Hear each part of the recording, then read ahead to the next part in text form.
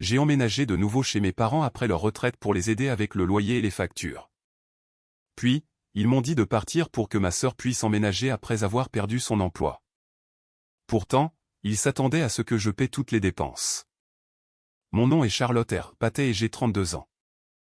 J'ai toujours su que j'étais la fille de rechange dans ma famille. Certains parents font au moins semblant d'aimer leurs enfants de manière égale. Les miens ne se sont jamais vraiment donné cette peine. Ma sœur Alex était le soleil, la lune et apparemment tous les autres objets célestes dignes d'intérêt. J'étais juste la personne fiable, debout sur le côté, utile quand on avait besoin de moi, oubliable quand ce n'était pas le cas. Nous avons grandi dans un quartier de classe moyenne à Minneapolis, dans le genre de maison qui avait l'air chaleureuse et normale de l'extérieur. Des jardinières au printemps, des lumières de Noël en hiver, ma mère saluant les voisins comme si elle sortait d'une publicité pour les fêtes. À l'intérieur, c'était une autre histoire. Ma mère s'illuminait chaque fois qu'Alex entrait dans une pièce. Je ne parle pas métaphoriquement. Tout son visage changeait. Elle accaparait les gens à l'église, dans les allées des supermarchés, même aux stations-service pour se vanter de la dernière réussite d'Alex à Denver, à Chicago ou n'importe où Alex se trouvait à progresser malgré ses échecs ce mois-là. Je me tenais juste là, littéralement épaule contre épaule avec elle, et elle parlait de ma sœur comme si j'étais invisible. Ce n'est pas qu'il me détestait. Cela aurait été plus facile à comprendre. Je n'étais tout simplement pas Alex. Elle était bruyante, magnétique, naturellement avide d'attention d'une manière que les gens prenaient pour du charisme. Elle jouait au softball, flirtait avec chaque pièce où elle entrait et savait exactement comment garder tous les regards fixés sur elle. J'étais plus réservé, mais tout de même athlétique. J'ai fait de la lutte au lycée et je me suis classé 2 fois au niveau de l'État, ce qui aurait dû signifier quelque chose dans une famille qui prétendait valoriser le travail acharné. Apparemment non. Mes trophées ont fini au sous-sol sur une étagère en bois déformé à côté de vieux pots de peinture, tandis que les rubans de participation d'Alex au softball de l'école primaire trônaient en bonne place dans le salon. Je n'exagère pas. Elle avait un certificat de meilleure progression de 4e année encadré dans le couloir jusqu'à ce que je déménage. C'était la dynamique familiale en une seule image. L'effort médiocre d'Alex sous les projecteurs pour toujours. Mes véritables accomplissements rangés dans des boîtes avec les décorations de Noël. Je l'ai compris jeune. Peu importe ce que je faisais, je ne serais jamais à la hauteur de Saint-Alex. Même lorsque j'ai obtenu mon diplôme avec mention en gestion d'entreprise et décroché un bon emploi dans une entreprise de distribution de matériel médical. La réponse de ma mère a été « C'est bien, ma chérie. As-tu entendu dire qu'Alex pourrait être promu dans son agence de marketing ?» Notez bien, Alex avait été pressenti pour une promotion au moins 5 fois à ce moment-là et ne l'avait jamais obtenue. Probablement parce qu'elle passait plus de temps à réseauter dans les bars qu'à travailler réellement. Mais mes parents ne l'ont jamais reconnue. Dans leur version de la réalité, elle était toujours à un coup de chance de la grandeur. Le pire, c'est que je l'ai acceptée pendant des années. Je pensais que c'était peut-être comme ça que les familles fonctionnaient. Un enfant est le doré et l'autre devient la pièce de rechange. Devinez quel rôle on m'a attribué. Quand j'avais 23 ans et que je travaillais depuis environ 1 an après l'université, mes parents ont présenté ce qu'ils croyaient honnêtement être une merveilleuse nouvelle. Ils prenaient leur retraite. Maman en avait assez de jongler entre des emplois à temps partiel aléatoires dans des magasins de vêtements. Papa en avait fini d'être expert en assurance. Leur plan, selon eux, était simple. Je retournerai vivre à la maison, j'aiderai avec le loyer et les factures, je m'occuperai de la maison, et puis, quand Alex aurait enfin des enfants, il déménagerait au Colorado pour être près d'elle. C'était il y a 9 ans. Alex n'avait toujours pas produit les petits-enfants qu'il désirait si désespérément. Ce qu'elle avait produit, c'était des dettes, des drames et un mari nommé Mason, qui avait l'air épuisé chaque fois que je le voyais. Le dernier Noël où nous étions tous ensemble, Alex a passé tout le week-end à se plaindre de son appartement, de son patron, de sa vie et du système. Tout cela en portant un jean qui coûtait probablement plus que mon budget mensuel pour l'épicerie, et en consultant ses messages sur un téléphone qu'elle ne pouvait absolument pas se permettre. Elle m'a à peine remarqué, me traitant comme un meuble de fond. Pendant ce temps, j'étais celle qui empêchait la vie de mes parents de s'effondrer. J'ai gravi les échelons pour devenir directrice régionale des ventes. Je payais le loyer. Je m'occupais du jardin. Je réparais les choses. J'ai rénové leur salle de bain de mes propres mains et leur ai construit une terrasse dans le jardin avec des planches et des rampes en composite, ce qui m'a pris 3 week-ends et 2 disputes hurlantes avec un poteau de coin déformé. Je couvrais les factures supplémentaires quand ils étaient à court d'argent ce mois-là. Je suis devenu la fille qui résolvait les problèmes tandis qu'Alex restait la fille pour qui il jouait la comédie de l'amour. Ma vie n'était pas mauvaise. Elle n'était juste pas la mienne. J'avais de bons amis, je jouais dans une ligue de hockey amateur, je sortais avec des gens quand je le pouvais, je restais en forme, je continuais d'avancer. Mais peu importe ce que je faisais, ma mère parlait toujours d'Alex comme si elle était la favorite personnelle de Dieu. Quand j'ai conclu un contrat majeur qui a augmenté ma commission de plusieurs milliers d'euros, la première réaction de maman a été de me demander si je pouvais prêter de l'argent à Alex parce qu'elle traversait une période difficile. La période difficile, soit dit en passant, était qu'elle avait loué un VUS qu'elle ne pouvait pas se permettre et paniquait à propos des paiements. Et c'était avant que tout n'explose vraiment. Il y a quelques mois, Alex a perdu son emploi. On pourrait penser que mes parents réagiraient avec inquiétude ou angoisse. Ma mère a réagi comme si elle venait de gagner quelque chose. Je suis sérieuse. Elle était pratiquement pétillante au dîner. C'est parfait, a-t-elle dit, presque euphorique. Alex et Mason peuvent emménager pendant qu'elle se remet sur pied, et peut-être qu'une fois installés, ils commenceront enfin une famille. Mon estomac s'est noué si fort que j'ai à peine goûté la nourriture dans mon assiette. La façon dont elle l'a dit a rendu une chose douloureusement claire. Elle avait attendu cela, attendu une raison de ramener Alex au centre de tout, peu importe ce que cela me coûterait. Et ça a empiré. Quelques nuits plus tard, ils m'ont fait asseoir pour ce que ma mère a appelé une réunion de famille. Cette phrase seule me donnait la chair de poule. Elle a utilisé cette fausse voix douce et a expliqué qu'il n'y avait tout simplement pas assez de place pour tout le monde, donc il serait préférable que je déménage. Elle a même présenté cela comme un cadeau. Il est temps pour toi de te concentrer sur la recherche d'un mari et de fonder ta propre famille. Mais voici la partie qui m'a presque fait rire d'incrédulité. Il s'attendait toujours à ce que je continue de payer le loyer après mon départ. Je me souviens les avoir simplement regardés, me sentant comme si j'avais été frappé à la poitrine par quelque chose de contondant et de froid. 5 ans. J'avais passé 5 ans à les aider à rester à flot, à les aider à prendre une retraite confortable, à les aider à entretenir cette maison pendant qu'Alex vivait à 3 états de là, semant le désordre dans sa propre vie. Et maintenant, il me mettait à la porte pour que l'enfant chéri puisse revenir. Mon père a dû voir mon visage parce qu'il a rapidement dit que je devrais prendre mon temps et y réfléchir. Mais je n'avais pas besoin de temps. Pour la première fois de ma vie, je les voyais clairement. Il ne s'agissait jamais d'équité, jamais de reconnaissance, jamais de famille. Il s'agissait toujours d'Alex. Je les ai regardés et j'ai dit très calmement, « Alors, si je comprends bien. Vous voulez que je quitte la maison pour laquelle j'ai payé et que j'ai entretenue pour qu'Alex puisse emménager, et vous voulez toujours que je continue de couvrir les dépenses. » Maman a eu le culot de sourire un peu et de dire, « Eh bien, nous avons un revenu fixe maintenant, et Alex aura besoin de temps pour trouver quelque chose. » J'ai demandé. « Et combien de temps cela prendra-t-il » Elle a agité une main avec dédain. « Oh, tu connais Alex, elle est si talentueuse. Elle trouvera quelque chose en un rien de temps. » Bien sûr. Comme toutes les autres fois où elle était sur le point de percer. Cette nuit-là, je suis monté et je suis resté allongé dans mon lit à regarder le plafond, revivant chaque fête, chaque dîner, chaque petite humiliation que j'avais avalée parce que cela semblait plus facile que de faire une scène. Au matin, la blessure s'était durcie en quelque chose de plus net et de plus dangereux. J'en avais fini d'être leur plan de secours. Je leur ai dit que j'y réfléchirais, mais la vérité est que ma décision était déjà prise avant même que je quitte la table. Quelque chose en moi s'était refroidi d'une manière qui semblait presque paisible. Non pas que je n'étais pas en colère. J'étais furieuse. Mais pour la première fois, ma colère ne se transformait pas en culpabilité ou en négociation ou en un espoir pathétique que peut-être, si je m'expliquais de la bonne manière, il me verrait enfin. Il n'allait pas me voir. Il ne l'avait jamais fait.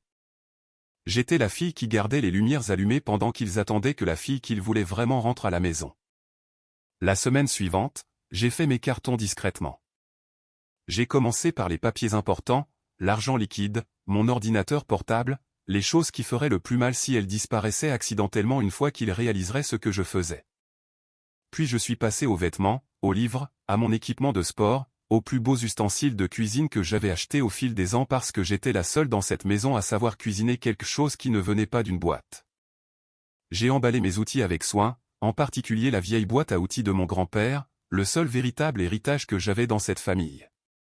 Chaque douille, chaque clé, chaque bosse sur ce boîtier en acier signifiait plus pour moi que tout ce que mes parents m'avaient jamais promis à propos d'un jour. Le fait est que j'avais accumulé une vie entière dans cette maison sans jamais avoir le droit de sentir qu'elle m'appartenait.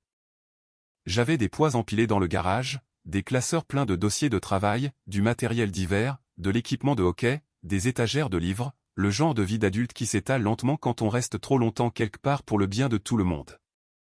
Chaque boîte que je faisais me semblait moins un déménagement qu'une excavation. Je me sortais d'un endroit que j'avais confondu avec le devoir. En même temps, j'ai commencé à chercher un autre endroit où vivre. Parce qu'une fois le choc passé, le calcul est devenu évident. Si j'avais déjà couvert une si grande partie de leur hypothèque et de leurs services publics, je pouvais absolument me permettre mon propre logement. Peut-être pas un condo de luxe avec des fenêtres du sol au plafond et des comptoirs importés stupides, mais quelque chose de solide. Quelque chose à moi. J'ai trouvé un appartement décent à 15 minutes du travail, 2 chambres, une bonne disposition, un balcon assez grand pour un barbecue et quelques chaises, du soleil dans le salon, assez d'espace mural pour de l'art véritable au lieu des vieilles bêtises encadrées d'Alex de l'école. J'ai signé le bail un jeudi. Alors que mes parents pensaient que j'étais encore en train d'examiner leurs propositions, cette partie m'a presque fait rire. De temps en temps, ma mère me demandait si j'avais déjà fait la paix avec l'idée, toujours avec cette voix sirupeuse qu'elle utilisait quand elle prétendait que c'était pour ma croissance au lieu de la commodité d'Alex. Mon père m'évitait la plupart du temps, ce qui me disait qu'il savait exactement à quel point c'était laid et qu'il manquait simplement de courage pour l'arrêter. Alex a appelé une fois pendant cette semaine. J'ai laissé sonner. Quelques minutes plus tard, ma mère est entrée dans la cuisine en souriant et a dit « Ta sœur est si excitée de rentrer à la maison. Elle dit que ce sera comme au bon vieux temps. » Le bon vieux temps ?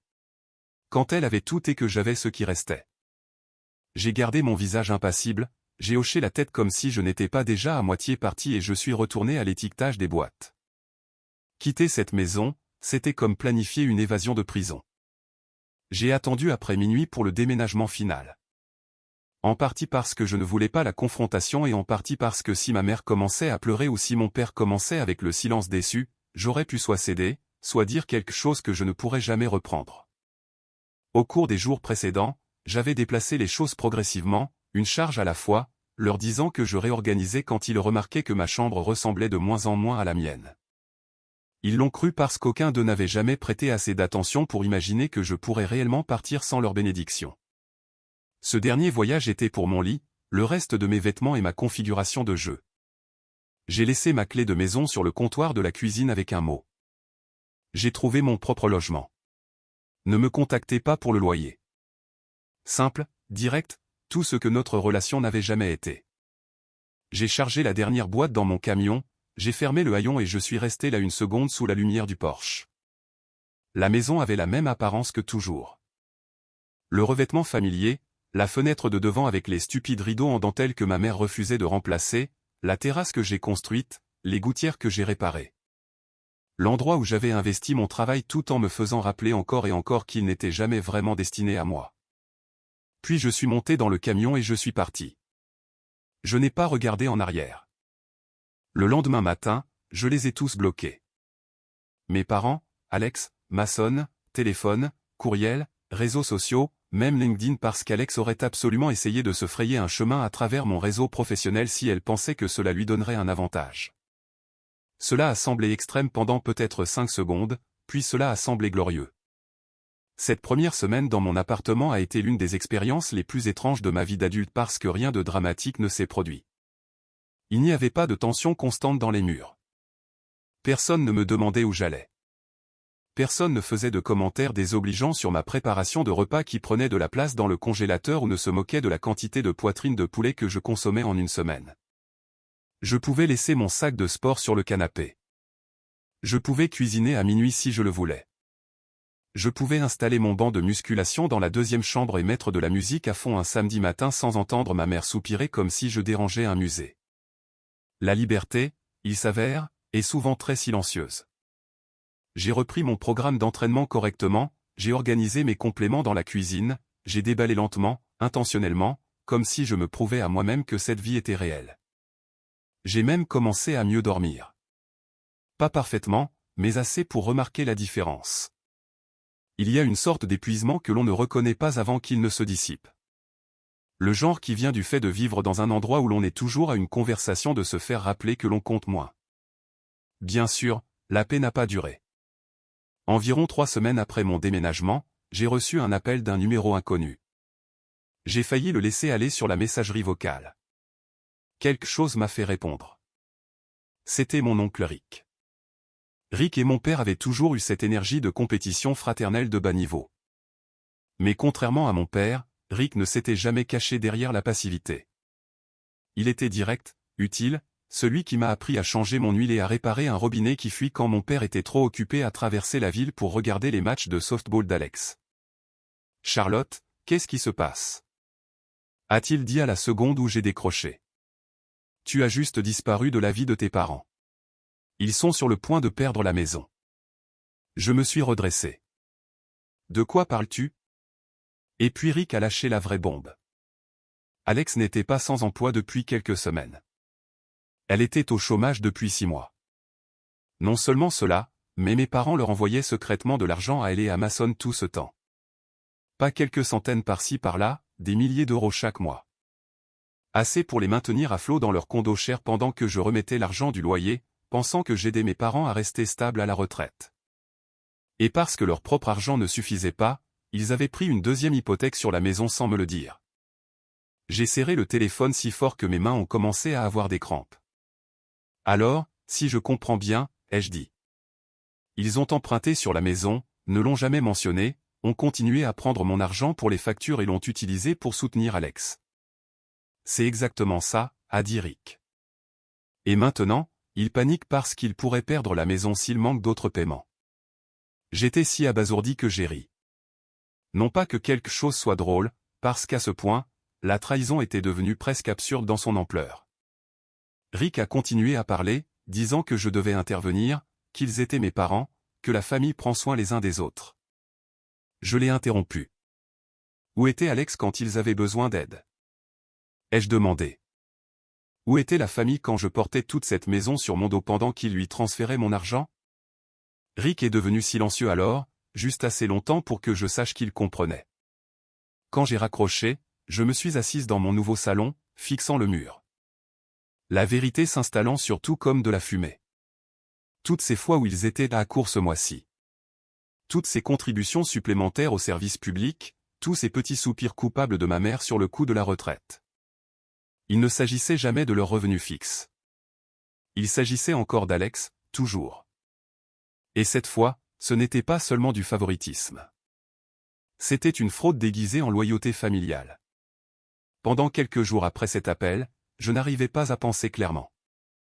Je n'arrêtais pas de tout rejouer. Chaque chèque que j'ai fait, chaque fois que j'ai dit oui quand ils demandaient juste un peu plus ce mois-ci, chaque week-end que j'ai passé à réparer quelque chose dans cette maison pendant qu'ils redirigeaient tranquillement l'argent vers Alex et Mason. Ce n'était pas seulement qu'ils la favorisaient. J'avais toujours su ça. C'était qu'ils m'avaient utilisé délibérément, constamment, sans même penser que je méritais de savoir. Cette prise de conscience m'a blessé plus profondément que toute autre chose. Au début, je me suis dit de laisser tomber. J'étais parti. J'avais mon propre logement, ma propre vie. Je ne leur devais rien. S'ils perdaient la maison, c'était de leur faute, de leur choix. Damné à mettre Alex en premier, peu importe ce que cela coûtait aux autres. Mais ensuite, autre chose s'est insinuée. La maison. Pas à cause d'eux, à cause de moi. J'avais grandi là. J'avais réparé cet endroit morceau par morceau. Je connaissais chaque point faible du toit, chaque tuyau qui devait être remplacé, chaque planche déformée sur la terrasse. J'avais investi du temps, de l'argent et de la sueur réelle dans cette maison. Et maintenant, elle était sur le point d'être saisie par la banque parce qu'ils avaient choisi de se saigner à blanc pour quelqu'un qui ne se présenterait même pas. Je ne voulais pas les sauver. Mais je n'étais pas prête à regarder tout ce que j'avais construit disparaître non plus. Alors, j'ai pris une décision. Si je devais revenir dans cette situation, ce ne serait plus comme leur plan de secours. Ce serait à mes conditions. Je suis arrivé à la maison sans prévenir. Au moment où ma mère a ouvert la porte, j'ai pu voir le stress sur son visage.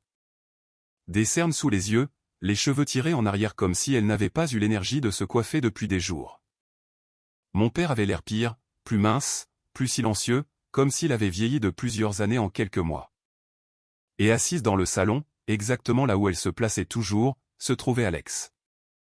Elle avait l'air irritée, pas honteuse, pas inquiète. Je suis entré lentement, observant la pièce qui sentait encore faiblement le nettoyant que j'utilisais chaque samedi matin. Je sais pour la deuxième hypothèque, ai-je dit avant que quiconque ne puisse commencer à prétendre que c'était une visite normale. Ma mère s'est figée. Alex a froncé les sourcils, confuse. Mon père a fermé les yeux une seconde. Rick m'a tout dit, ai-je ajouté. Alex a immédiatement répliqué. Rick doit se mêler de ses affaires. Peut-être, ai-je dit. Mais je suis contente qu'il ne l'ait pas fait. Sinon, je serais encore en train de payer pour ta vie sans même le savoir. Ça l'a fait taire pendant environ 2 secondes. Puis elle a recommencé. Tu ne comprends pas la situation. Je la comprends parfaitement, ai-je coupé. Tu as perdu ton emploi il y a 6 mois. Toi et Mason avez continué à dépenser comme si rien n'avait changé. Maman et papa ont pris une deuxième hypothèque pour vous maintenir à flot. Et j'ai aidé à la financer sans le savoir. Silence. Un vrai silence cette fois. J'ai avancé plus loin dans la pièce. Je ne suis pas ici pour me disputer, ai-je dit. Je suis ici avec une solution. Ma mère m'a regardé comme si je venais de lui offrir de l'oxygène. Alex m'a regardé comme si je venais de défier son autorité.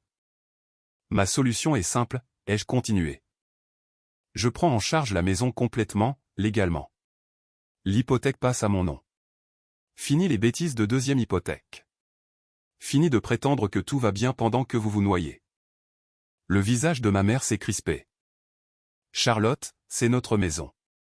Nous n'allons pas simplement la céder comme si de rien n'était. Ce n'est pas rien, ai-je dit calmement. C'est la seule raison pour laquelle vous n'allez pas la perdre. J'ai laissé cela en suspens une seconde. Puis j'ai ajouté, vous pouvez rester ici, vous tous. Mais il y a des conditions. Alex s'est immédiatement penché en avant. Oh, ça devrait être intéressant. Tu paies un loyer, ai-je dit, la regardant directement. Au moins ce que je payais depuis que je suis revenu. Pas d'exception, pas de retard. Son visage est devenu rouge instantanément. Burke. Tu ne peux pas me faire payer un loyer dans ma propre maison, a-t-elle lâché. J'ai ri. Ta maison? Alex? Tu n'as pas vécu ici depuis 10 ans. Tu venais à peine en visite. Pendant ce temps, j'ai été ici à payer les factures, à tout réparer, à la faire tourner pendant que tu jouais à faire semblant dans une autre ville. Mais c'est censé être mon héritage, a-t-elle rétorqué, plus fort maintenant. Héritage? Ai-je répété. Tu veux dire la maison que tu t'attendais à voir apparaître entre tes mains sans jamais y avoir contribué? Elle s'est levée, faisant reculer sa chaise. Tu as toujours été jalouse de moi, a-t-elle dit. C'est juste toi qui essaies de prendre quelque chose qui m'appartient. Je n'ai même pas bronché. Je n'ai rien à te prendre, ai-je dit. Tu l'as déjà donné. Chaque fois que tu as refusé d'être responsable, chaque fois que tu t'attendais à ce que quelqu'un d'autre nettoie après toi, chaque fois que tu as laissé maman et papa s'endetter davantage au lieu d'intervenir. Sa bouche s'est ouverte, mais rien n'est sorti. Pour une fois, elle n'avait pas de répartie. Il ne s'agit pas d'être la favorite, ai-je ajouté. Il s'agit de conséquences. Tu as eu la vie facile toute ta vie. Maintenant, la facture est arrivée. Toi. A-t-elle marmonné. Les perspectives ne paient pas l'hypothèque, ai-je répondu. Ça a fait mouche. Je pouvais le voir sur son visage. Ma mère a essayé d'intervenir alors, sa voix tremblante. Charlotte, elle traverse une période difficile. Moi aussi, ai-je dit, pendant des années. Vous ne l'avez juste pas remarqué parce que je n'en ai pas fait votre problème. Mon père a finalement parlé, sa voix basse. Nous y réfléchirons. J'ai hoché la tête. Prenez votre temps, ai-je dit. Mais la banque ne le fera pas. Alors que je me tournais pour partir, Alex a lancé un dernier commentaire dans mon dos. Tu as toujours essayé de prouver que tu es meilleur que moi. Je me suis arrêté à la porte, me suis retourné, j'ai souri. Je n'ai pas besoin d'essayer, ai-je dit. J'ai juste besoin d'être présente. Et puis je suis sorti. Pour la première fois de ma vie, je ne demandais pas une place dans cette famille. Je proposais des conditions. Pendant une semaine, je n'ai rien entendu. Pas d'appel, pas de texto, pas de message passif-agressif déguisé en inquiétude. Juste le silence. Le genre de silence qui signifiait généralement l'une des deux choses dans ma famille. Soit ils se regroupaient, soit Alex essayait de convaincre tout le monde que s'ils attendaient assez longtemps, je céderais et redeviendrais utile sans rien demander en retour. Je savais laquelle elle espérait. Mais cette fois, je n'ai pas craqué. Je suis allé travailler, j'ai continué à construire ma vie, je suis allé à la salle de sport, j'ai préparé mes repas, j'ai dormi dans mon propre lit, et pour la première fois depuis des années. Je n'avais pas l'impression d'attendre la crise de quelqu'un d'autre pour interrompre tout ce que j'avais en cours. Puis Megan a appelé. Sa voix tremblait tellement que j'ai eu du mal à la reconnaître au début. Charlotte, a-t-elle dit, je ne sais pas quoi faire. Rien que ça me disait que tout avait déjà mal tourné. Elle a commencé à parler vite comme si elle avait peur de perdre son courage si elle ralentissait. Alex n'avait rien payé. Ni loyer, ni facture, rien. Même après mon offre, même après que l'avis de saisie soit apparu sur la table de la cuisine comme un dernier avertissement, Alex insistait toujours pour dire que je bluffais, que j'essayais de les manipuler pour qu'ils me cèdent la maison. Que ce n'était pas sa responsabilité parce qu'elle réglait des choses. Pendant ce temps, Megan avait essayé de trouver un emploi, vraiment essayé. Mais Alex n'arrêtait pas de lui dire qu'elle n'avait pas besoin de travailler, que quelque chose de grand se préparait, qu'il avait des pistes. Elle a dit qu'il passait ses journées à jouer à des jeux vidéo, à sortir avec des amis et à rentrer tard, ivre, parlant de relations et d'opportunités qui ne se transformaient jamais en rien de réel. Je ne veux pas perdre la maison, a dit Megan, la voix brisée. Je sais que ton offre est juste. J'ai essayé de leur parler, mais Alex n'arrête pas de tout bloquer. Tes parents ne lui tiennent pas tête. Il continue de dire qu'elle est sous pression. J'ai fermé les yeux une seconde. Bien sûr qu'il l'était. Elle a 32 ans, ai-je dit. Elle n'est pas sous pression. Elle évite ses responsabilités. Je sais, a murmuré Megan. Je sais. C'est juste. Je ne peux pas continuer à vivre comme ça. Pour la première fois, j'ai vraiment eu pitié d'elle. Pas d'Alex. Jamais d'Alex, mais de Megan, qui s'était mariée dans ce pétrin et le regardait maintenant s'effondrer autour d'elle. Alors, je lui ai fait une offre révisée. Les mêmes conditions qu'avant, mais plus claires, plus strictes. Si Alex refuse de payer le loyer, ai-je dit, elle est dehors. Tu peux rester, mais je ne la soutiens plus. Ni directement, ni indirectement, ni à travers eux. Il y a eu une longue pause. Puis Megan a dit, je leur dirai. Quand je suis retourné dans cette maison quelques jours plus tard, j'ai su immédiatement que ça n'allait pas être simple. La tension m'a frappé comme de la chaleur à la seconde où j'ai ouvert la porte. Alex était déjà sur les nerfs. Ma mère avait l'air épuisée. Mon père avait l'air de ne pas avoir dormi depuis des jours. Je ne me suis pas assise, je n'ai pas fait semblant. Même offre, ai-je dit. Avec un changement. Alex paie le loyer où elle part. Plus d'exceptions. Alex a perdu le contrôle. Pas progressivement. Pas de manière contrôlée. Complètement. Elle a sauté si vite que sa chaise a raclé le sol, renversant une tasse qui s'est brisée sur le carrelage.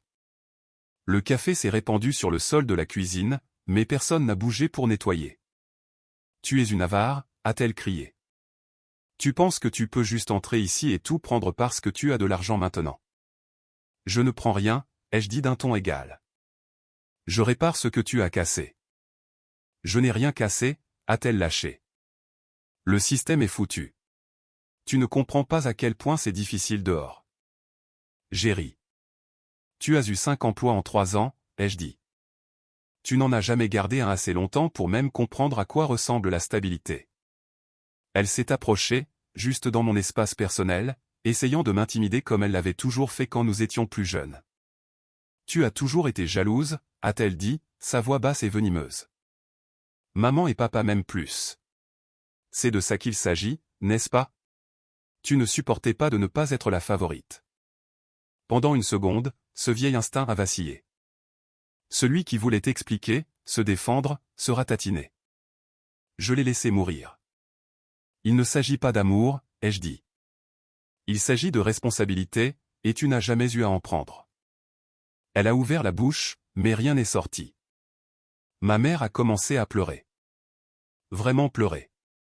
Cette famille est en train de s'effondrer, a-t-elle dit, la voix brisée. Pourquoi ne peux-tu pas simplement aider ta sœur? Je l'aide, ai-je dit. Je propose une solution qui vous maintient dans cette maison. Vous choisissez de ne pas la prendre parce que ça la met mal à l'aise. Mon père a finalement parlé, sa voix creuse. Charlotte, peut-être que nous pouvons trouver un autre moyen. Il n'y a pas d'autre moyen, ai-je dit. La banque est déjà impliquée. Vous n'avez pas le temps pour une autre fantaisie. La pièce est devenue silencieuse. Et dans ce silence, la vérité s'est enfin installée là où elle devait être. Pas sur moi, sur eux. Si vous n'acceptez pas cela, ai-je dit, vous perdez la maison. C'est tout. Alex a ri, un rire sec et amer. Je n'ai pas besoin de ton aide, a-t-elle dit. Je me débrouillerai. Alors fais-le, ai-je répondu. Je me suis retourné et je suis sorti. Cette fois, je ne me sentais pas coupable. Je ne me sentais pas déchiré. Je leur avais donné une porte de sortie. Ils ont choisi de ne pas la prendre. Et pour la première fois, j'étais vraiment prête à les laisser vivre avec ça. Un mois a passé, puis un autre, et pendant un moment, je n'ai plus rien entendu, ce qui me disait que tout empirait. Le silence dans ma famille n'avait jamais signifié la paix. Cela signifiait que le déni gagnait encore. Je me suis concentré sur ma propre vie, sur le travail, sur la construction de quelque chose de stable et de réel qui ne dépendait du chaos de personne d'autre. J'ai recommencé à sortir avec des gens. Rien de sérieux au début, juste assez pour me rappeler que les relations n'avaient pas à ressembler à des négociations ou à des obligations. J'ai même commencé des cours de jiu-jitsu brésilien 3 fois par semaine, quelque chose que j'avais toujours voulu essayer, mais pour lequel je n'avais jamais eu le temps quand j'étais occupé à tout maintenir en place. Puis Megan a appelé à nouveau. Cette fois, elle pleurait si fort que j'avais du mal à la comprendre. La banque va de l'avant, a-t-elle dit. Ce n'est plus un avertissement. Ils prennent la maison. Je me suis assise lentement. À quel point c'est grave? Ai-je demandé. 30 jours, a-t-elle dit. Peut-être moins. Alex n'a rien payé.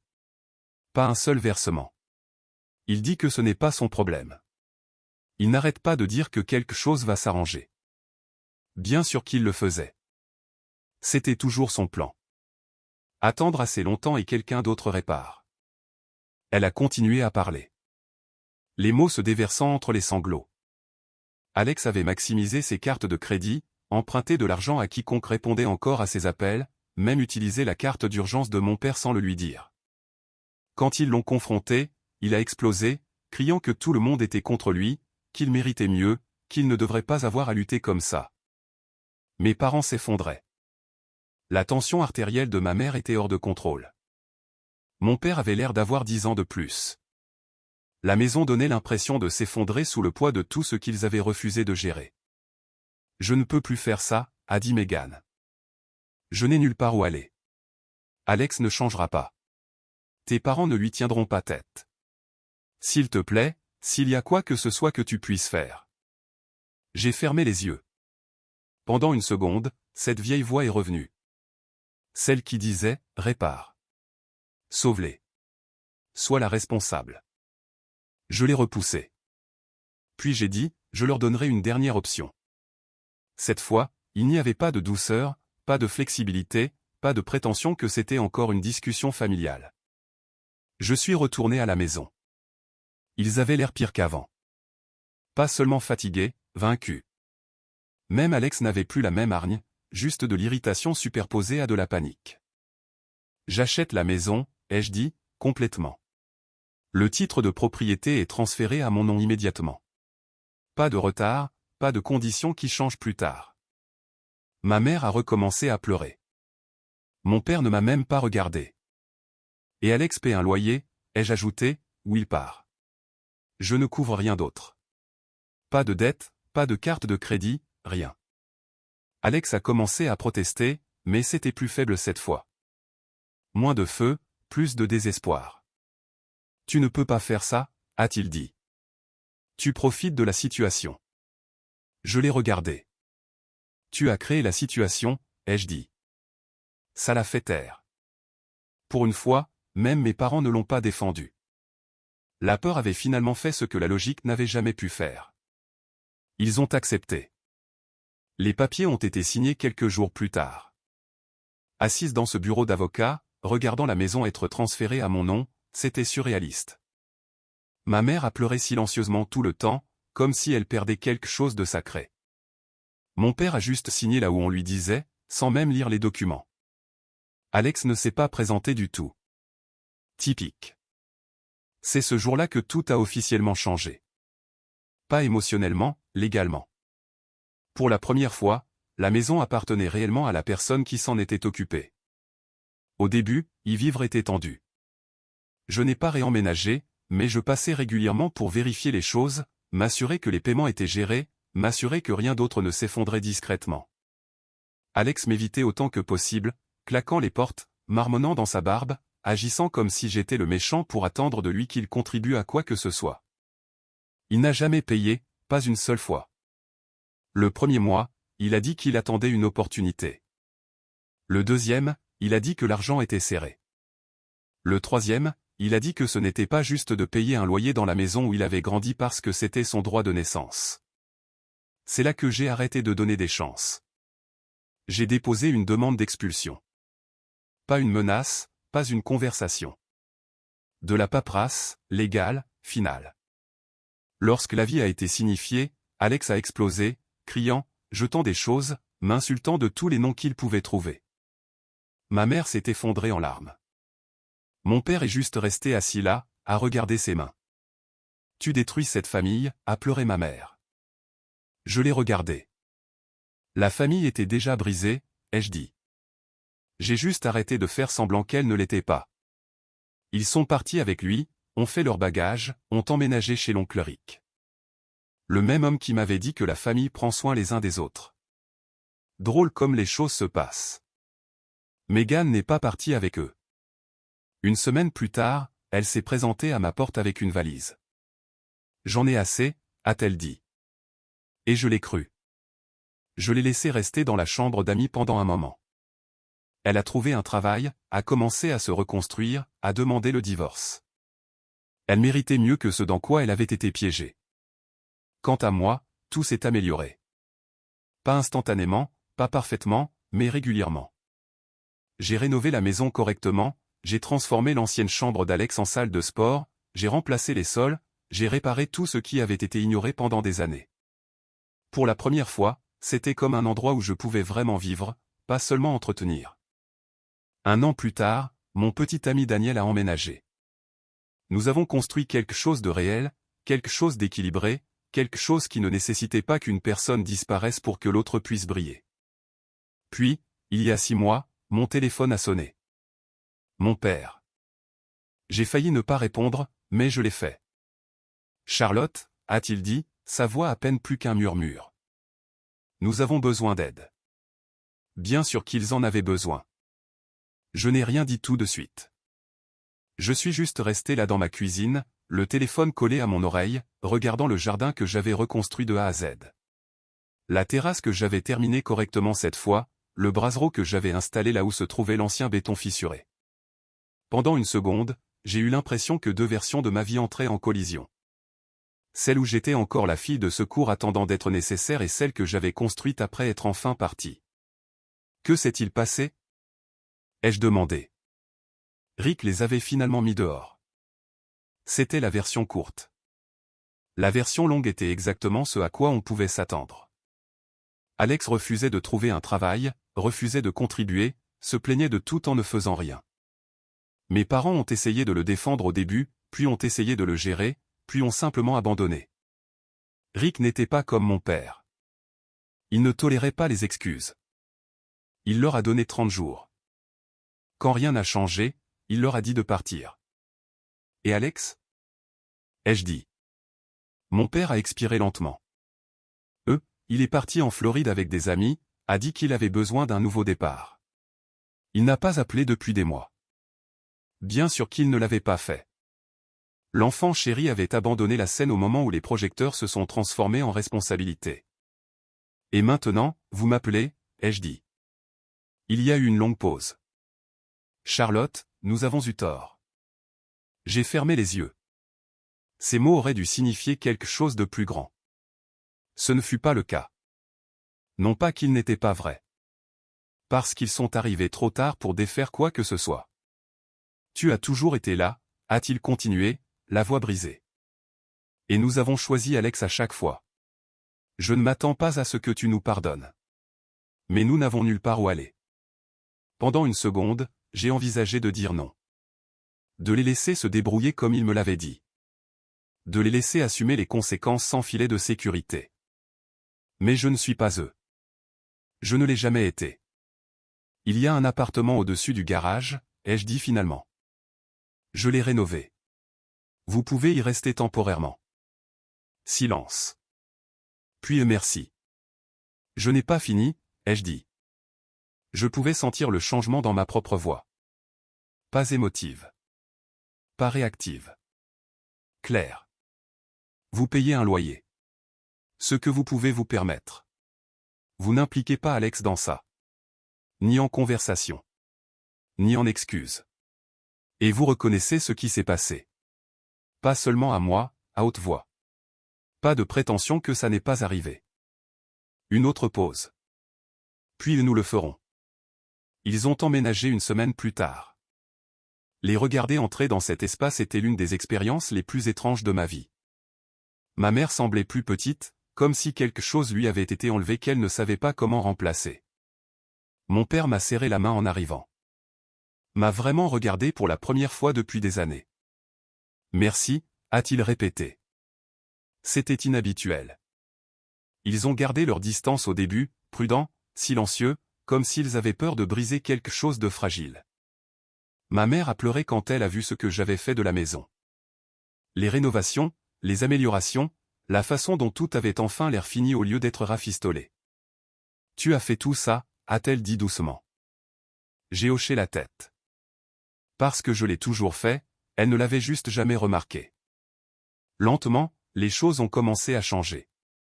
Pas de manière spectaculaire, pas parfaitement, mais assez pour compter. Ma mère a commencé à apporter de la nourriture, à demander si Daniel et moi avions besoin de quelque chose, essayant à sa manière maladroite de contribuer au lieu de prendre. Mon père m'a aidé avec de petites réparations autour de la propriété. Pas parce que j'en avais besoin, mais parce qu'il voulait être impliqué dans quelque chose qui n'était pas centré sur Alex pour une fois. Un soir, j'ai entendu ma mère au téléphone. Elle parlait à une de ses amies de l'église. Ma fille Charlotte a sa propre entreprise maintenant, a-t-elle dit. Elle a toujours été la responsable. Je me suis arrêté dans le couloir. Ça n'aurait pas dû avoir d'importance, mais ça en avait, car pour la première fois, elle a prononcé mon nom avec une fierté qui n'était pas liée à une comparaison. Mon père s'est excusé correctement quelques jours plus tard. Pas vague, pas évasif, réel. J'ai laissé l'obsession de ta mère pour Alex tout dicter, a-t-il dit. Et je ne l'ai pas arrêté. J'aurais dû. J'ai hoché la tête. Je n'ai pas dit grand-chose parce que les excuses ne réécrivent pas le passé. Mais elles changent le présent. Quant à Alex, la dernière chose que j'ai entendue venait d'un contact commun. Elle était de retour au Minnesota, travaillait dans un magasin de téléphonie, appelait toujours ma mère, demandant de l'argent, s'attendant toujours à ce que quelque chose se règle comme par magie. Cette fois, ma mère a dit non. Pas immédiatement, pas avec confiance, mais elle l'a dit. C'était un progrès. Il y a quelques semaines, j'ai reçu un courriel d'Alex. Une seule ligne. J'espère que tu es heureuse maintenant que tu as retourné tout le monde contre moi. Je l'ai lu, je l'ai fermé, je n'ai pas répondu parce qu'il n'y avait plus rien à dire. Tout ce qui devait être compris s'était déjà produit. Parfois, je me demande si j'ai été trop dur, s'il y avait une manière plus douce de gérer ça. Puis je me souviens de chaque anniversaire où j'étais une pensée secondaire. Chaque conversation où j'étais invisible, chaque euro que j'ai donné en pensant que j'aidais, pour découvrir que je finançais l'irresponsabilité de quelqu'un d'autre. Et j'arrête de me poser la question parce que ce n'était pas de la cruauté. C'était une correction. La maison qui était censée être l'héritage d'Alex est maintenant l'endroit où ma vie existe réellement. Où Daniel et moi avons construit quelque chose de réel. Où notre fils grandira et si nous avons plus d'enfants, ils n'auront jamais à deviner où il se situe. Il y a quelques mois, mon père m'a de nouveau appelé. Pas pour de l'aide, juste pour parler. Nous avons parlé de choses normales. Le travail, la maison, la vie. Pas d'Alex, pas de comparaison, juste une conversation. C'est étrange comme les choses deviennent calmes quand on supprime le chaos. Quant à moi, je dors bien maintenant. Non pas parce que tout est parfait, mais parce que pour la première fois de ma vie, je me suis choisi et je ne me suis pas excusé.